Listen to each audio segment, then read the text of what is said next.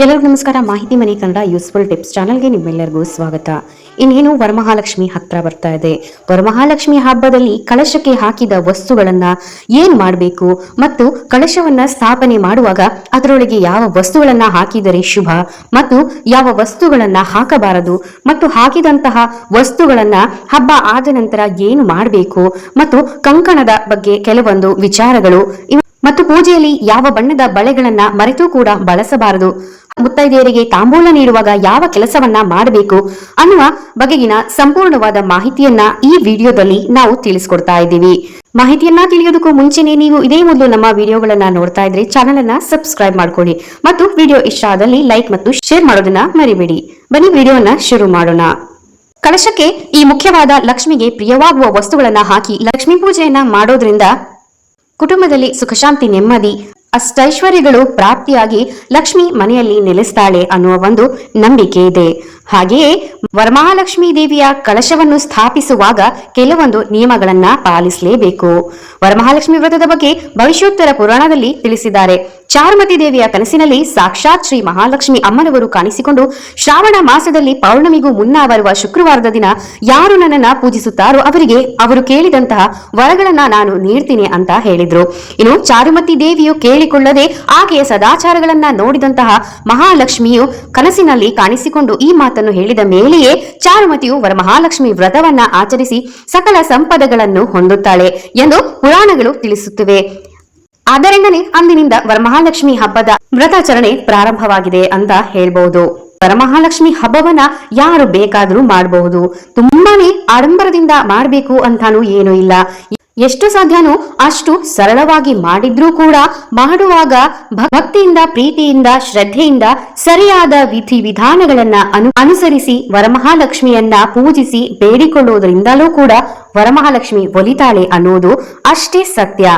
ಇನ್ನು ಕಳಶದ ಒಳಗೆ ಯಾವ ಯಾವ ವಸ್ತುಗಳನ್ನು ಹಾಕಬೇಕು, ಯಾವ ವಸ್ತುಗಳನ್ನ ಹಾಕಬಾರದು ಅಂತ ನೋಡುವುದಾದ್ರೆ ಕಳಶಕ್ಕೆ ನೀರನ್ನ ಹಾಕಿ ಕೂರಿಸುವವರು ಒಂದು ವಿಚಾರವನ್ನ ನೆನಪಿನಲ್ಲಿ ಇಟ್ಕೋಬೇಕು. ನೀರಿನ ಒಳಗೆ ಕೊಳೆತು ಹೋಗುವಂತಹ ಪದಾರ್ಥಗಳನ್ನ ಹಾಕಲೇಬಾರದು. ಗೋಡಂಬಿ, ಬಾದಾಮಿ, ದ್ರಾಕ್ಷಿ ಇಂತಹ ನೀರಿನಲ್ಲಿ ಕೊಳೆತು ಹೋಗುವಂತಹ ವಸ್ತುಗಳನ್ನ ನೀರಿನಲ್ಲಿ ಯಾವುದೇ ಕಾರಣಕ್ಕೂ ಹಾಕಬೇಡಿ. ಬದಲಿಗೆ ಈ ಕಳಶಕ್ಕೆ ಅಕ್ಕಿಯನ್ನ ಹಾಕಿ ಕೂರಿಸ್ತೀವಿ ಅಂತ ಅನ್ನೋರು ಮಾತ್ರ ಬಾದಾಮಿ, ಗೋಡಂಬಿ, ದ್ರಾಕ್ಷಿ, ಖರ್ಜೂರ ಇಂತಹ ಪದಾರ್ಥಗಳನ್ನ ಕಳಶದ ಒಳಗೆ ಹಾಕಿಕೊಳ್ಳಬಹುದು.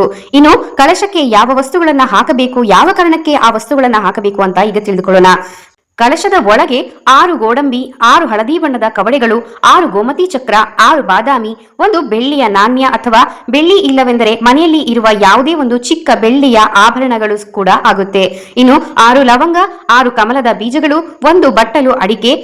ಇದಷ್ಟೇ ಅಲ್ಲದೆ ನಿಮ್ಮ ಬಳಿ ಇದ್ದರೆ ನವರತ್ನದ ಉಂಗುರವನ್ನು ಸಹ ಹಾಕಬಹುದು.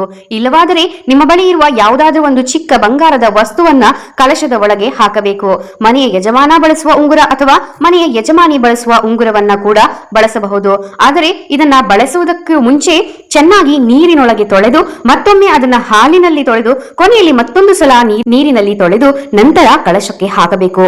ನಾವು ಬಳಸಿದ ಬಂಗಾರವನ್ನ ನೇರವಾಗಿ ಕಳಶಕ್ಕೆ ಹಾಕುವುದಾಗಲಿ ಅಥವಾ ದೇವಿಯ ಮೈ ಮೇಲೆ ಹಾಕುವುದನ್ನಾಗ್ಲಿ ಮಾಡಬಾರದು. ಈ ಎಲ್ಲಾ ವಸ್ತುಗಳ ಜೊತೆಗೆ ಲಾವಂಚದ ಬೇರನ್ನು ಕೂಡ ಹಾಕಿಕೊಳ್ಳಬೇಕು. ಇದರ ಜೊತೆಗೆ ಏಲಕ್ಕಿಯನ್ನ ಪುಡಿ ಮಾಡಿ ಅಥವಾ ಏಲಕ್ಕಿಯನ್ನ ಇಡಿಯಾಗಿ ಕಳಶದ ಒಳಗೆ ಹಾಕಬೇಕು. ಇವಿಷ್ಟು ವಸ್ತುಗಳ ಜೊತೆಗೆ ಸುಗಂಧ ದ್ರವ್ಯಗಳನ್ನ ಕೂಡ ಹಾಕಬೇಕು. ಏಕೆಂದರೆ ವರಮಹಾಲಕ್ಷ್ಮಿಯು ಸುಗಂಧ ದ್ರವ್ಯಗಳನ್ನ ಬಹಳ ಇಷ್ಟಪಡ್ತಾಳೆ ಅಂತ ಹೇಳ್ತಾರೆ. ಸುಗಂಧ ದ್ರವ್ಯಗಳೆಂದರೆ ಜಾವತ್ ಅಥವಾ ಕಸ್ತೂರಿ ಪೌಡರ್ಗಳನ್ನ ಗ್ರಂಥಿಗೆ ಅಂಗಡಿಯಿಂದ ತಂದಿಟ್ಟುಕೊಂಡು ಅದನ್ನ ಬಳಸಬಹುದು. ಇನ್ನು ಮಹಾಲಕ್ಷ್ಮಿ ಅಮ್ಮನವರಿಗೆ ಪ್ರಿಯವಾದ ಮಂಗಳಕರ ವಸ್ತುಗಳು ಇವುಗಳಾಗಿವೆ. ಕಳಶಕ್ಕೆ ಈ ವಸ್ತುಗಳನ್ನ ಹಾಕಬೇಕಾದರೆ ಅಮ್ಮ ಮಹಾಲಕ್ಷ್ಮಿ, ವರಮಹಾಲಕ್ಷ್ಮಿ ಪ್ರತಿ ವರ್ಷ ಪೂಜಿಸುವಂತೆ ಈ ವರ್ಷವೂ ನಿನ್ನ ಅನುಗ್ರಹಕ್ಕಾಗಿ ಇವತ್ತಿನ ದಿನ ಈ ವಸ್ತುಗಳನ್ನು ನಾನು ಕಳಶಕ್ಕೆ ಹಾಕುತ್ತಿದ್ದೇನೆ. ನಮ್ಮ ಮನೆಗೆ ಸಕಲ ಸಂಪತ್ತುಗಳನ್ನ ನೀಡಿ ಮನೆಯವರೆಲ್ಲರಿಗೂ ಆಯುಷ್ಯು ಆರೋಗ್ಯವನ್ನ ನೀಡಿ ಪ್ರತಿ ವರ್ಷದಂತೆ ಬಂದು ನಮ್ಮೆಲ್ಲರನ್ನು ಹರಸು ತಾಯಿ ಎಂದು ಬೇಡಿಕೊಳ್ಳಬೇಕು. ಕಳಶಕ್ಕೆ ಹಾಕಿದ ಈ ಎಲ್ಲಾ ವಸ್ತುಗಳನ್ನ ಪ್ರತಿ ವರ್ಷ ಎತ್ತಿಟ್ಟುಕೊಂಡು ಅದನ್ನೇ ಬಳಸುತ್ತಾರೆ.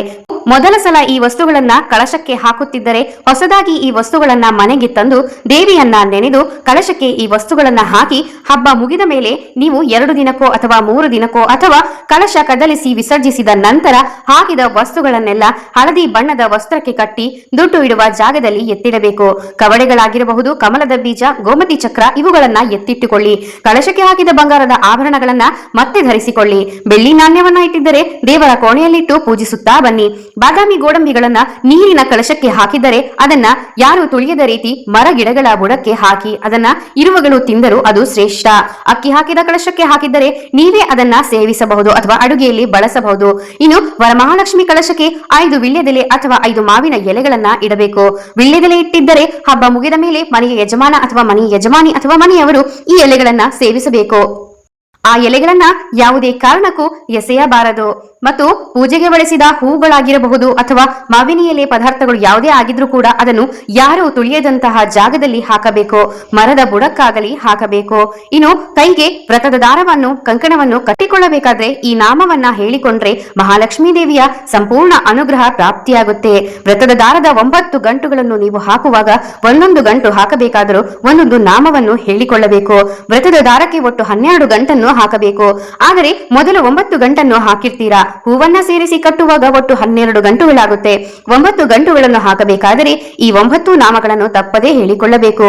ಆ ನಾಮಗಳು ಯಾವುದು ಎಂದು ನೋಡುವುದಾದ್ರೆ ಓಂ ಕಮಲಾಯೇ ನಮಃ, ಓಂ ರಮಾಯೇ ನಮಃ, ಓಂ ಲೋಕಮಾತ್ರೇ ನಮಃ, ಓಂ ವಿಶ್ವಜನನ್ಯೇ ನಮಃ, ಓಂ ವಿಶ್ವಸಾಕ್ಷಿಣ್ಯೇ ನಮಃ, ಓಂ ಕ್ಷೀರಾಧಿತನಯಾಯ ನಮಃ, ಓಂ ಚಂದ್ರ ಸಹೋದರಿಯೇ ನಮಃ, ಓಂ ಹರಿವಲ್ಲಭಾಯೇ ನಮಃ, ಓಂ ವರಮಹಾಲಕ್ಷ್ಮಿಯೇ ನಮಃ. ಹೀಗೆ 9 ನಾಮಗಳನ್ನ ಹೇಳಿಕೊಂಡು ಕಂಕಣ ತಯಾರಿ ಮಾಡಿಕೊಳ್ಳಬೇಕು. ಇದರಿಂದ ವರಮಹಾಲಕ್ಷ್ಮಿ ಅನುಗ್ರಹ ಪ್ರಾಪ್ತಿಯಾಗುತ್ತದೆ. ಈ ದಿನ ಪೂಜೆಯಲ್ಲಿ ಯಾವುದೇ ಕಾರಣಕ್ಕೂ ಕಪ್ಪು ಬಣ್ಣದ, ನೀಲಿ ಬಣ್ಣದ ಬಳೆಗಳನ್ನ ಇಡಬಾರದು. ಮನೆಗೆ ಬಂದವರಿಗೆ ಈ ಬಣ್ಣದ ಬಳೆಗಳನ್ನ ನೀಡಬಾರದು. ಎಷ್ಟೋ ಜನ ಈ ತಪ್ಪನ್ನ ಮಾಡ್ತೀರಾ. ಮನೆಗೆ ಬಂದ ಮುತ್ತೈದೆಯರ ಪಾದಕ್ಕೆ ಅರಿಶಿನ ಹಚ್ಚಿ ಅವರ ಕೈಗೆ ಅಕ್ಷತೆಯನ್ನ ಕೊಟ್ಟು ನಿಮ್ಮ ತಲೆ ಮೇಲೆ ಹಾಕಿಸಿಕೊಳ್ಳಬೇಕು. ಅವರ ಆಶೀರ್ವಾದವನ್ನ ಈ ವಿಧವಾಗಿ ಪಡೆದರೆ ನಿಮಗೆ ವರಮಹಾಲಕ್ಷ್ಮಿ ದೇವಿಯು ಹರಸುತ್ತಾಳೆ. ಆ ದಿನ ಮಹಾಲಕ್ಷ್ಮಿ ಯಾವುದೇ ರೂಪದಲ್ಲಾದರೂ ಕೂಡ ಮನೆಗೆ ಬರಬಹುದು. ಚಿಕ್ಕ ಮಕ್ಕಳು ಮನೆಗೆ ಬಂದಾಗ ಅವರಿಗೆ ತಿನ್ನಲು ಸಿಹಿ ನೀಡಬೇಕು. ಮುತ್ತೈದೆಯರು ಮನೆಗೆ ಬಂದರೆ ನಗು ನಗುತ್ತಾ ಮಾತಾಡಿಸಿ ಅವರನ್ನೇ ವರಮಹಾಲಕ್ಷ್ಮಿ ದೇವಿಯಂತೆ ಸತ್ಕರಿಸಿ ಕಳಿಸಬೇಕು. ಇನ್ನು ದೇವಿಯ ಕಳಶದ ಬಗೆಗಿನ ಈ ವಿಶೇಷ ಮಾಹಿತಿ ನಿಮಗೆ ಇಷ್ಟವಾಗಿದೆ ಅಂತ ಅನ್ಕೊಳ್ತೀವಿ. ಸಾಧ್ಯವಾದಷ್ಟು ಮಾಹಿತಿಯನ್ನ ಈ ವಿಡಿಯೋದಲ್ಲಿ ತಿಳಿಸಿದ್ದೇವೆ. ಇನ್ನು ನಮ್ಮ ಚಾನೆಲ್ನಲ್ಲಿ ವರಮಹಾಲಕ್ಷ್ಮಿ ದೇವಿಯ ಅಷ್ಟೋತ್ತರ ನಾಮಾವಳಿಯ ವಿಡಿಯೋ ಕೂಡ ಅಪ್ಲೋಡ್ ಮಾಡಲಾಗಿದೆ. ಹಾಗೂ ಶ್ರೀ ವರಮಹಾಲಕ್ಷ್ಮಿಯ ವ್ರತದ ಸಂಪೂರ್ಣ ವಿಧಿವಿಧಾನಗಳನ್ನ ಕಳಶ ಸ್ಥಾಪನೆಯಿಂದ ಹಿಡಿದು ವಿಸರ್ಜನೆಯವರೆಗಿನ ಪ್ರತಿಯೊಂದು ಮಾಹಿತಿಯ ವಿಡಿಯೋ ಕೂಡ ಅಪ್ಲೋಡ್ ಮಾಡಲಾಗಿದೆ. ಆ ವಿಡಿಯೋ ಬೇಕಾದರೆ ನಮ್ಮ ಚಾನೆಲ್ ಅನ್ನ ಸಬ್ಸ್ಕ್ರೈಬ್ ಮಾಡ್ಕೊಳ್ಳಿ ಮತ್ತು ವಿಡಿಯೋಗಳನ್ನ ನೋಡಿ ಲೈಕ್ ಮಾಡೋದನ್ನ ಮರಿಬೇಡಿ. ಮತ್ತೊಂದು ಮಾಹಿತಿಗಳ ವಿಡಿಯೋದೊಂದಿಗೆ ಮತ್ತೆ ಭೇಟಿಯಾಗೋಣ. ಧನ್ಯವಾದಗಳು. ವರಮಹಾಲಕ್ಷ್ಮಿ ಹಬ್ಬದ ಶುಭಾಶಯಗಳು.